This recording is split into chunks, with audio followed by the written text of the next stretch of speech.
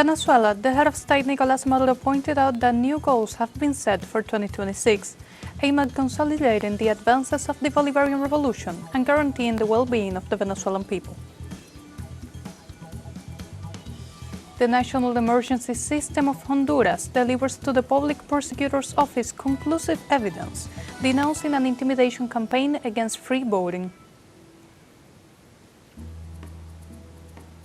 The Gazan brigades and the Red Cross entered the town of Zaytun in the Gaza Strip to search for the last Israeli body as part of the ceasefire agreement.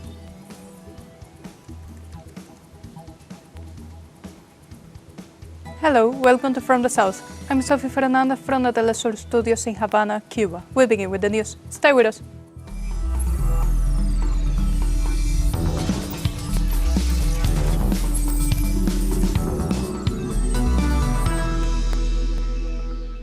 In Venezuela, the head of state Nicolás Maduro pointed out that new goals has been set for 2026, aimed at consolidating the advances of the Bolivarian revolution and guaranteeing the well-being of the Venezuelan people.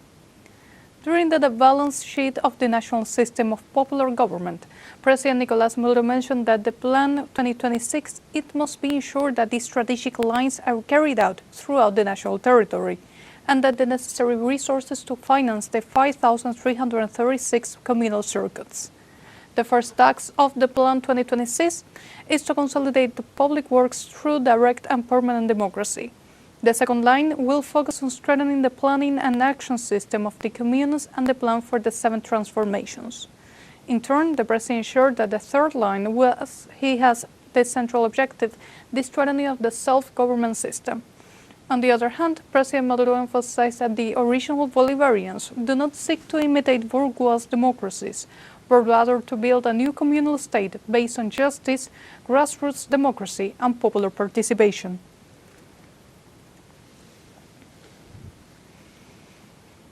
We are the original Bolivarians, who show solidarity in good times and even more solidarity in bad times, with the peoples of Latin America and the Caribbean.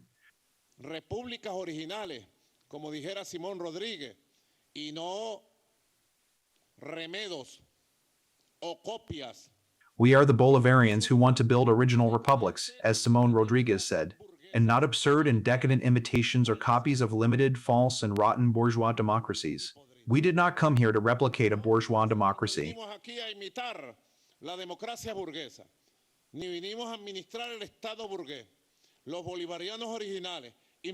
Nor we came to manage a bourgeois state. The original Bolivarians, inspired by Chavez, are building the new communal state, the state of justice, the democratic state, the lawful state, the state with the people, the democracy with the people. The Venezuelan president declared the beginning of a new government phase, which he defined as communal transition to socialism.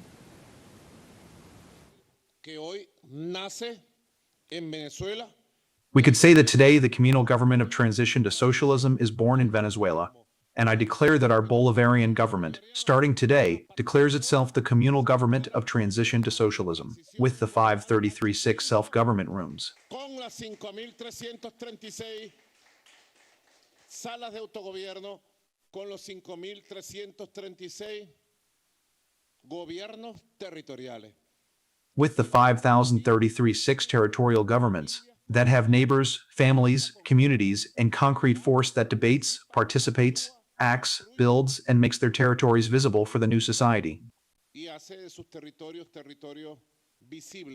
The Bolivarian president also ratified the commitment of the Venezuelan people with the political project outlined by Commander Hugo Chavez.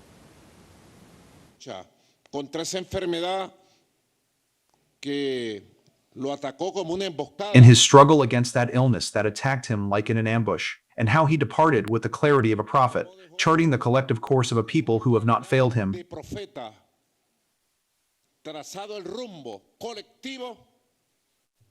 De un pueblo que no le ha fallado y de un pueblo, el pueblo de Venezuela, que jamás le fallará al legado of a people, the people of Venezuela, who will never fail his legacy, his message, and the oath made to Commander Chavez, an oath from the soul. Juramento del alma Juramento sagrado. Juramento realizado.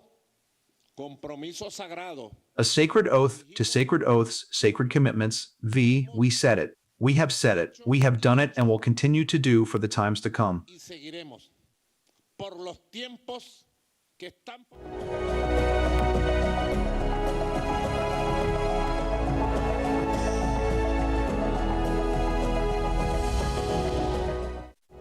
The United Socialist Party of Venezuela commemorated Monday the Day of Loyalty and Love for Commander Hugo Chavez.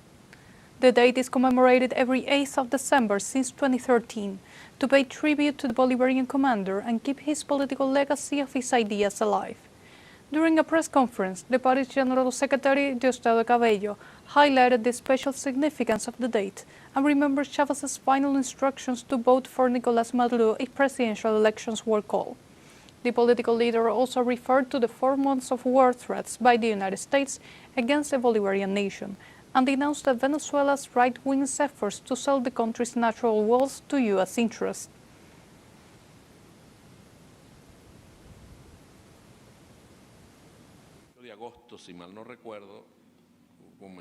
On August 8th, if I remember correctly, a new phase of aggression against our people began, of siege of the Venezuelan people, of our territory, of threats with increasing force by those who think they can come and grab the wealth of Venezuela.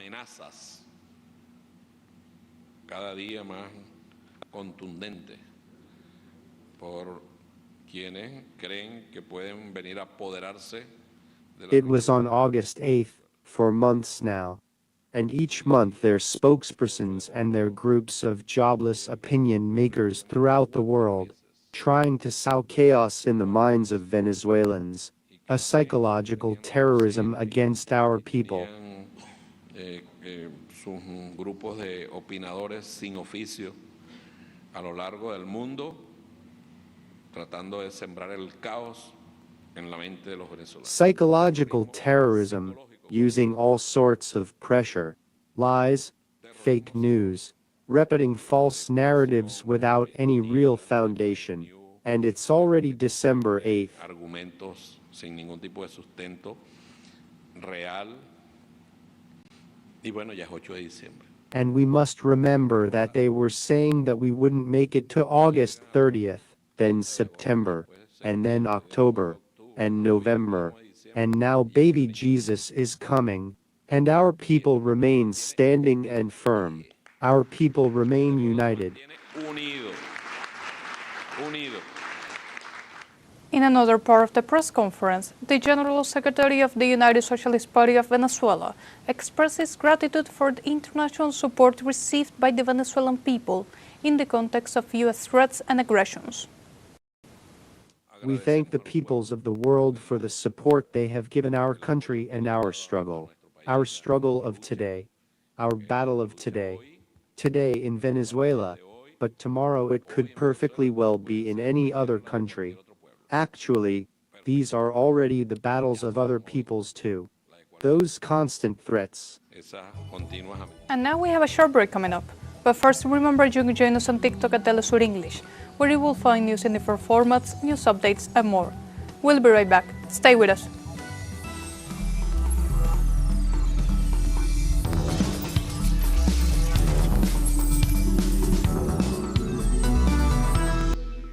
Welcome back. The National Emergency System of Honduras delivers to the Public Prosecutor's Office conclusive evidence denouncing an intimidation campaign against free voting with the involvement of organized crime. On Monday, the National Emergency System 911 formalized the delivery of a package of certified evidence to the country's prosecutor's office, documenting the intimidation and coercion by criminal groups during the elections on November 30th. The evidence is based on almost 900 calls made by citizens to the emergency hotline before and during Election Day. Among the crimes reported, more than 630 cases of disturbance of the peace at polling stations stand out. In addition, 37 direct complaints were filed for intimidation by criminal groups and 44 for vote buying and selling. The material delivered to the Public Prosecutor's Office includes audio recordings and documentation for each call, With this evidence, authorities could carry out the necessary investigations to issue prosecutions against those who attempted to undermine the electoral process and bring to justice those responsible for violating the will of the people.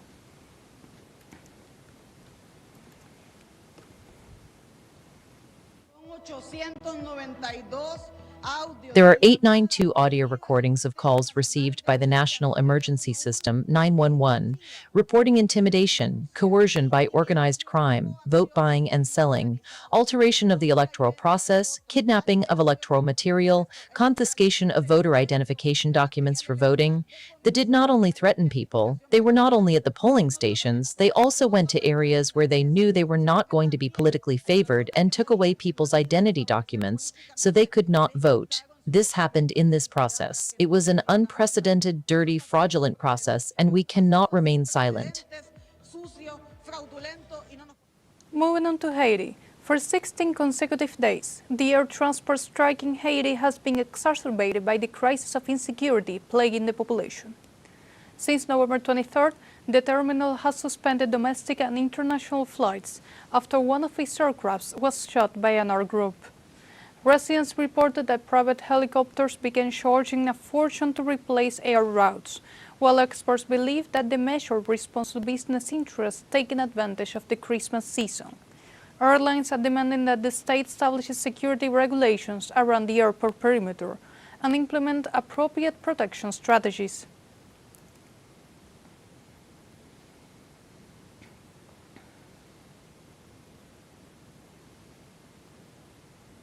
Moving now to Mexico, President Claudia Sheinbaum led the celebration with the people for the 7th anniversary of the arrival of the fourth transformation to the presidency of the Republic.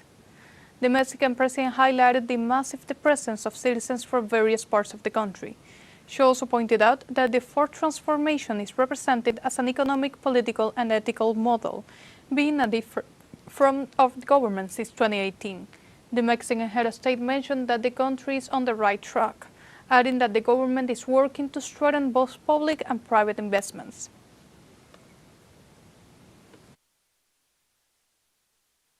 Hay que no solamente tener confianza en el pueblo de México.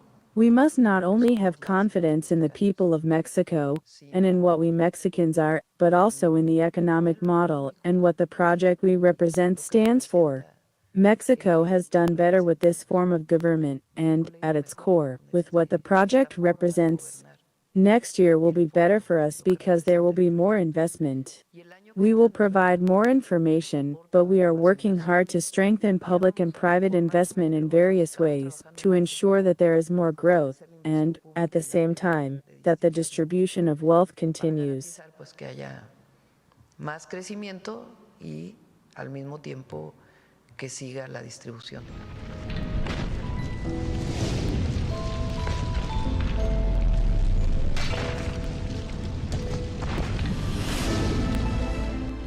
The ship Manuel Gual of the Bolivarian Alliance for the Peoples of Our America People's Trade Treaty, ALBA-TCP, arrived in Cuba this Monday with a new batch of solidarity aid. The ship arrived at the port of Guillermo Moncada in Santiago de Cuba. The Executive Secretary of ALBA-TCP, Render Peña, explained that this new shipment of aid is intended to support the restoration work being carried out in the country following Hurricane Melissa. The shipment includes 76 food containers and 5 backhoes, among other resources, to assist with repairs. Peña also revealed that the ship Manuel Gual has recently delivered over 12,000 tons of food, medicine, children's toys, and other supplies to Cuba, further exemplifying the close ties between the nations.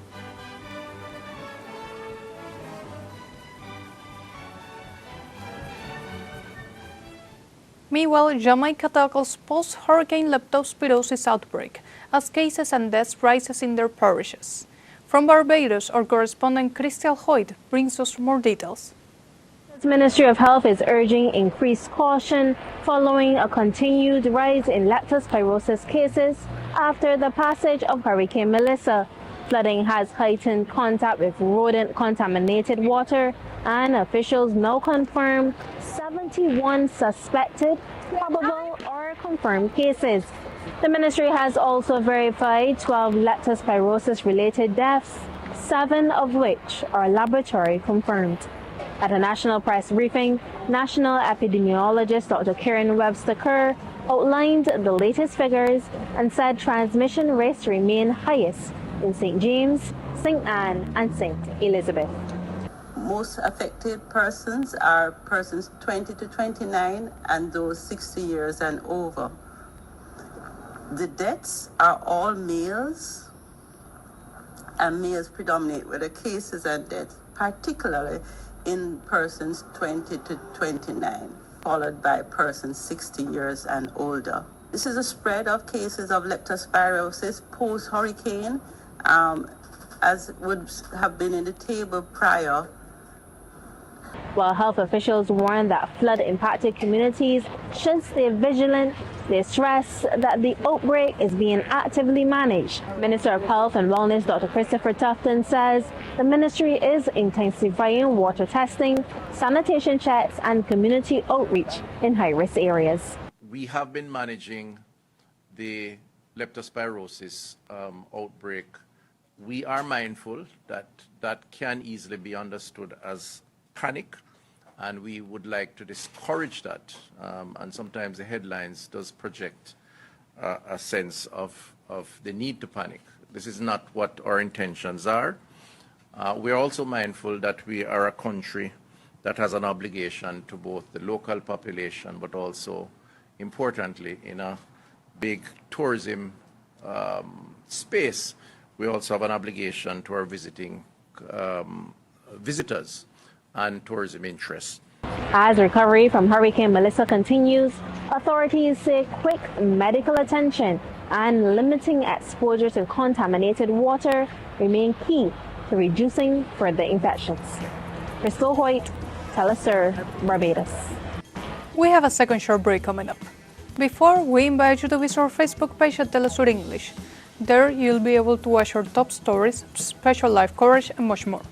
Follow our page and activate the notification button to stay up to date on the world's most recent events. Final short break, but we'll be right back with more from the South. Don't go away.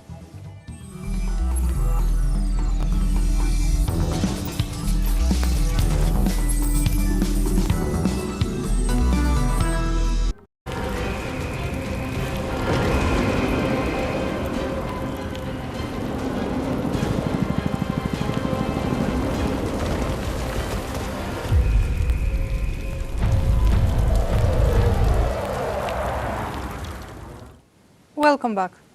The Gazan brigades and the Red Cross entered the town of Zaytun in the Gaza Strip to search for the last Israeli body as part of the ceasefire agreement. Amid the search, Bassem Naim, a member of Hamas political bureau, said he was ready to discuss freezing or storing weapons with guarantees that they would not be used as part of the ceasefire agreement with Israel. For their part, Israeli media assured that the U.S. President Donald Trump recommended that Israeli Prime Minister Benjamin Netanyahu promote diplomacy in his relations with the Gaza Strip, Lebanon, and Syria.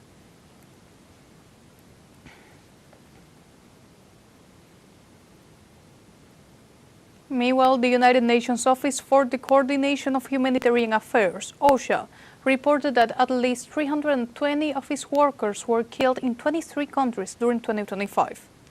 The organization stated that 98% of the humanitarian workers killed were local employees operating in vulnerable communities of the countries in conflict.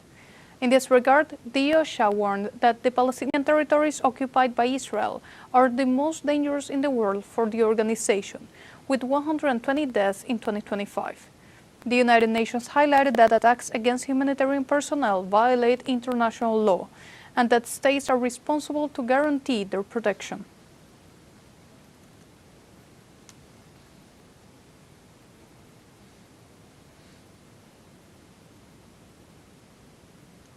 The United Nations Children's Fund, UNICEF, warned that the Democratic Republic of Congo is facing the worst cholera outbreak in 25 years, with more than 1,800 deaths since the beginning of 2025.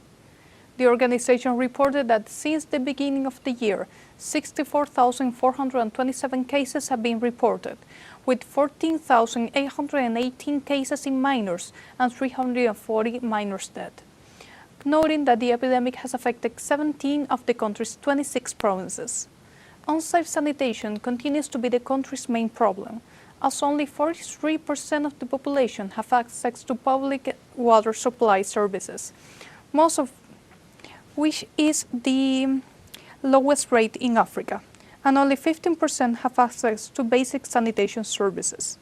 At the end of last November, the World Health Organization reported that the highest number of cholera cases worldwide were registered in the Eastern Mediterranean region, followed by the regions of Africa, Southeast Asia, America, and the Western Pacific.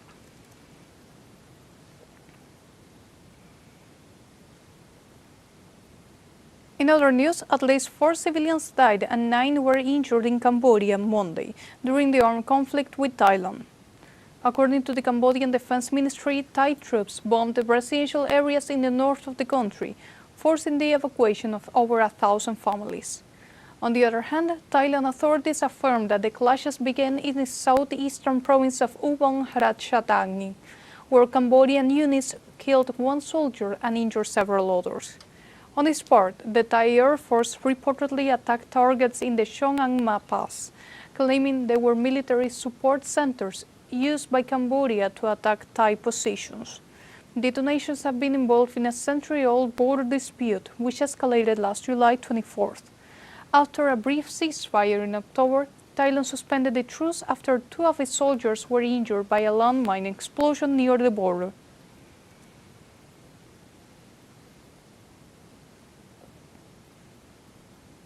On the other hand, Thai authorities called on citizens to help locate Cambodian spies amid a new spiral of tension between the two countries. Authorities also urged people to be aware of suspicious behavior near government buildings and facilities related to national security, taking photographs or gathering information in closed territories, as well as intrusion into closed territories without justifiable cause. According to the Thai Ministry of Defense, Cambodia's actions demonstrate its unwillingness to build peace. In response to the Thai government's accusations, Cambodia categorically rejected the versions circulated by Bangkok. The Ministry of Defense described the Thai accusation as a false and assured that its troops have only been the target of attacks after several days of provocations, which, it maintained, have not been retaliated. In addition, they reported that Thai forces have repeatedly fired on the Tamone Tom Temple and areas adjacent to the Priya Vihar Shrine, a historically sensitive point between the two countries.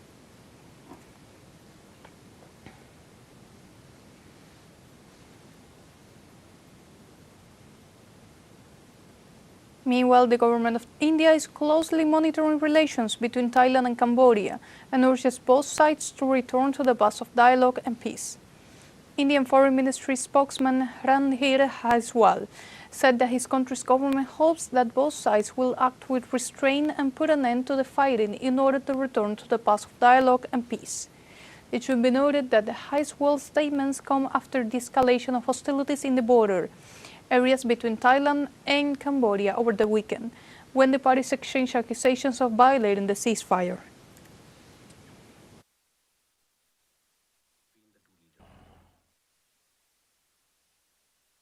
And like this, we have come to the end of this news brief. You can find these and many other stories on our website at telesurenglish.net. And join us on social media. We're on Facebook, X, Instagram, Telegram, and TikTok. For Telesur English, I'm Sophie Fernandez. Thank you for watching.